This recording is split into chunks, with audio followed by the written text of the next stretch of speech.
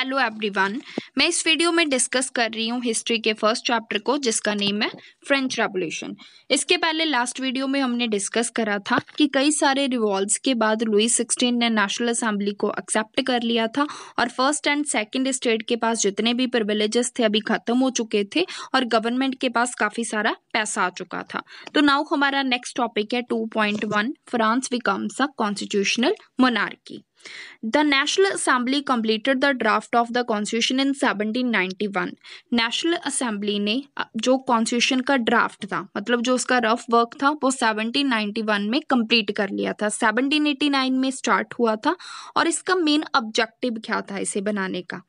जो मोनार्क के पास, मतलब जो किंग के पास पावर्स थी उनको क्या करना, लिमिट करना। क्योंकि जो पावर थी वो सिंगल पर्सन के पास, मतलब किंग के पास क्या थी, उसकी कंसल्टेशन एक सिंगल पर्सन के हाथ में थी ना। उसे क्या कर दिया गया था, सेपरेट कर दिया था किनमें, डिफरेंट इंस्टीट्यूशंस में। जैसे जो मोंटेस्क्यू की बुक थी द स्पिरिट ऑफ लॉज, उसके बीच में उसने जो डिवीजन ऑफ पावर्स थी गवर्नमेंट की उसके बारे में बताया था, जैसे लेजिस्लेटर हो गया, एग्जीक्यूटिव हो गया एंड जुडिशरी। तो नाउ हम डिस्कस करते हैं जो उस टाइम में पॉलिटिकल सिस्टम था अंडर द कॉन्स्टिट्यूशन ऑफ 1791, जो नेशनल असेंबली में ने जो कॉन्स्टिट्यूशन को इंट्रोड्यूस करा था। तो नाउ ये legislator, executive and the judiciary, ये अभी भी हमारे ऑर्गन्स ऑफ गवर्नमेंट हैं जो। तो सबसे पहले हम डिस्कस करते हैं जो इम्पोर्टेंट क्वेश्चन है, active citizens and passive citizens. अभी ये एक्टिव सिटीजन्स कौन से थे? जो जिनकी एज 25 ईयर्स से अबव होती थी और ये क्या होते थे, जो गवर्नमेंट को टैक्स पे करते थे और इनके पास क्या होता था, राइट टू वोट। और पैसिव सिटीजन्स कौन से होते थे, जिनके पास कोई भी वोटिंग राइट्स नहीं थे। और 3 मिलियन के करीब इनकी जो अबाउट 3 मिलियन मैन और वुमेन, चिल्ड्रन एंड यूथ, जो यूथ जो बिलो 25 ईयर्स हो गया और जो वुमेन थी और चिल्ड्रन, मतलब उनके पास कोई भी राइट टू वोट नहीं था और ये कोई टैक्स पे नहीं करते थे और इसीलिए इनके पास राइट टू वोट नहीं था। अभी ये सिस्टम क्या था लेजिस्लेचर के अंडर, ये क्या करते थे, जो एक्टिव सिटीजन्स थे वो क्या करते थे, वोटे डाल के 50,000 के करीब इलेक्टर्स को इलेक्ट करते थे नेशनल असेंबली के 745 मेंबर्स को चूज करने के लिए। मतलब जो एक्टिव सिटीजन्स थे वो वोटे डाल के 50,000 के करीब इलेक्टर्स को कलेक्ट करते थे। उसके बाद नेशनल असेंबली में 745 के करीब मेंबर्स होते थे और एक्टिव सिटीजन्स साथ में वोट डाल के जो जुडिशरी के मेंबर्स थे, मतलब जजेस, उनको क्या करते थे, इलेक्ट करते थे। अभी ये नेशनल असेंबली बन गई और नेशनल असेंबली के ऊपर कंट्रोल किनका होता था, मिनिस्टर्स का। मिनिस्टर्स क्या करते थे, जो किंग को क्या देते थे, एडवाइस वगैरह देते थे। तो जो नेशनल असेंबली के ऊपर लेकिन फिर भी कंट्रोल किसका होता था, किंग का। मतलब नेशनल असेंबली करी तो इलेक्ट लोगों के द्वारा जाती थी लेकिन उसके ऊपर कंट्रोल फिर भी किसका होता था, किंग का कंट्रोल होता था। मतलब कि पावर्स को लिमिट कर दिया लेकिन फिर भी जो पावर थी वो मोनार्क के पास ही थी, किंग के पास ही थी, लेकिन पावर्स को लिमिट कर दिया गया, मतलब लोगों के द्वारा इलेक्ट करी जाती थी।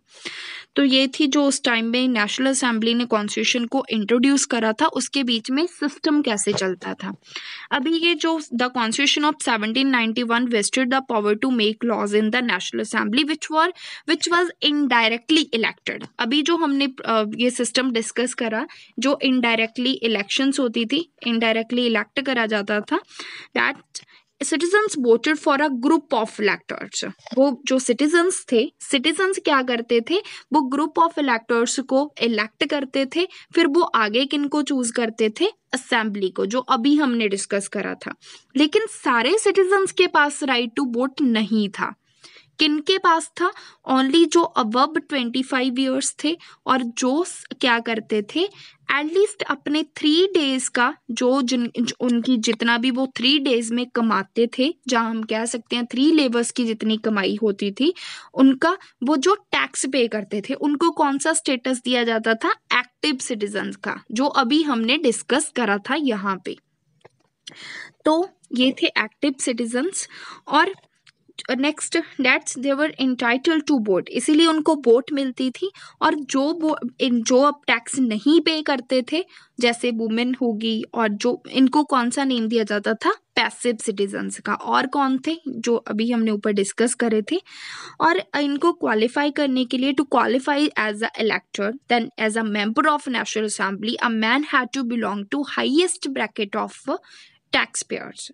अगर किसी ने नेशनल असेंबली का पार्ट बनना होता था तो उन्हें क्या करना पड़ता था, उन्हें क्वालिफिकेशन के लिए काफ़ी सारा टैक्स पे करना पड़ता था। ये उस टाइम में सिस्टम था नेशनल असेंबली का, जो उन्होंने कॉन्स्टिट्यूशन को इंट्रोड्यूस करा।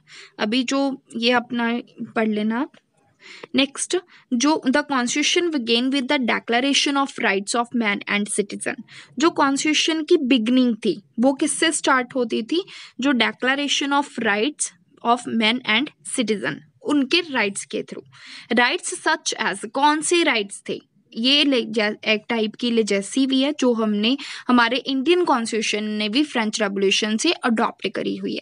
जैसे rights such as right to life हो गया, जीने का अधिकार, freedom of speech, freedom of opinion, equality before law, ये हमारे अभी फंडामेंटल राइट्स का पार्ट भी है।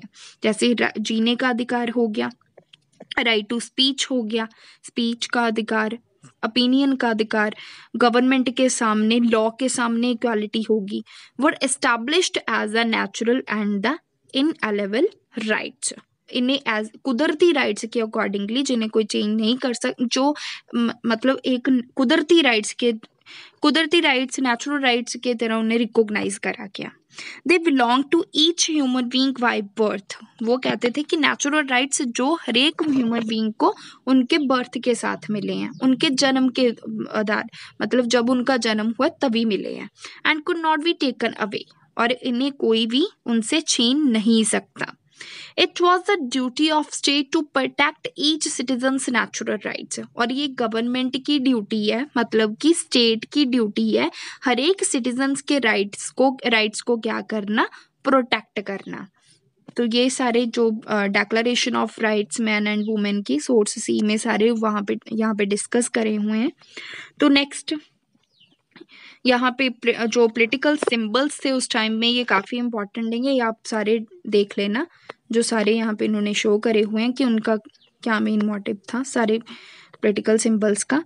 तो नेक्स्ट हमारा टॉपिक है France abolishes monarchy and becomes a republic, कि फ्रांस में मोनार्की को कैसे बाद में, अभी तक तो जो हमने डिस्कस करा कि मोनार्की की पावर्स को लिमिट कर दिया गया और कॉन्स्टिट्यूशनल असेंबली को क्या करा गया, रिकॉग्नाइज करा गया, नेशनल असेंबली को रिकॉग्नाइज करा गया 1791 में, और मोनार्क की पावर्स को लिमिट कर दिया गया।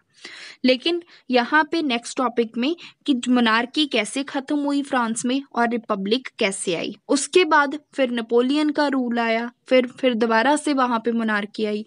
ये सारी चीज़ें हम नेक्स्ट वीडियो में डिस्कस करेंगे। तब तक गुड बाय।